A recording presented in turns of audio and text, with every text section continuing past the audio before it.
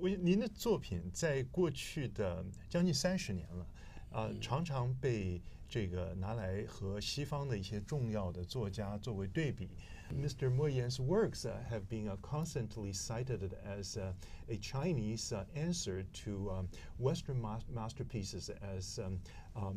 demonstrated by writers such as William Faulkner or Gabriel Garcia Marquez, magical realism, and so on and so forth. So, 我现在很想请教，就是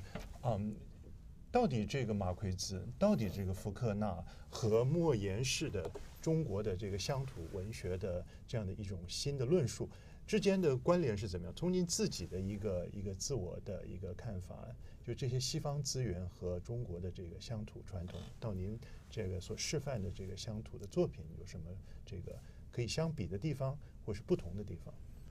必须这个坦率地承认，像刚才您列举这些西方作家，马尔克斯也好，福克纳也好，他们的确对我产生过影响，而且我也斗胆说，他对我们这一代作家，对80年代以来的中国当代文学都产生了很大的影响。也是在这个背景下才有了寻根嘛，就是大家觉悟了，是吧？我1987年就写过一篇文章，叫《两座灼热的高炉》。就在世界文学社科院外文所办的刊物上发表的一篇小论文。我觉得这个时候我就感觉到，我们跟在这些西方作家马尔克斯、福克纳背后亦步亦趋的来模仿是没有任何出息的，必须离开他们。我说他们2个人就是2座灼热的高炉，而我们是冰块，靠得近了以后就被蒸发掉了。所以只有离得远一点，才有我们的存在的这种可能性。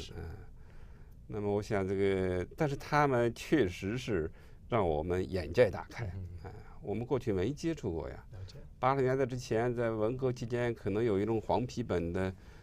作为内部读物的，这个我们农村孩子也不可能读到，是吧？所以只有到了这个80年代之后，一看到，哎呀，就像当年马尔克斯读卡夫卡是一样的。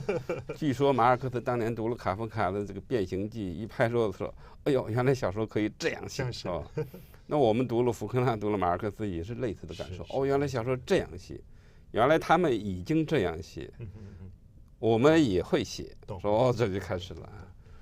但是明白了这个模仿没有出息之后，我想马上就开始向自己的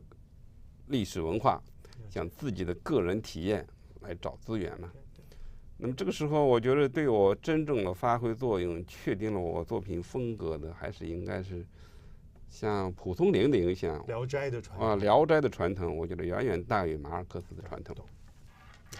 包括松子疲劳，实际上也是在向这个《聊斋》致敬的。一开始实际上这个西门闹这个人物在地狱里边来回折腾，就在向席方平嘛，《聊斋》里边有一个席方平，当然我想他们有的人看出来了，有的人也没看出来，所以我觉得这个乡土文学、民间口头传说、聊斋志异，这样一种传统是决定了我的小说的基本风貌。但是我这几十年来，我也曾经说过，我这几十年来就一直在跟马尔克斯搏斗，就是想离开他。但是这个马尔克斯，我说他就像这个烟瘾一样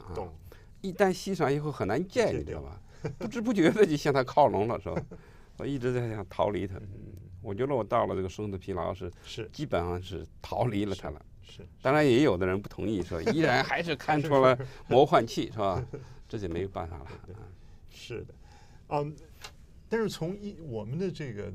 阅读的眼光，的确这个生死疲劳代表一个很重要的一个转捩点。那么这个中国的这个文学资源呢，这个融入到您的叙事的风格里面，这是一个真的是一个动人的作品。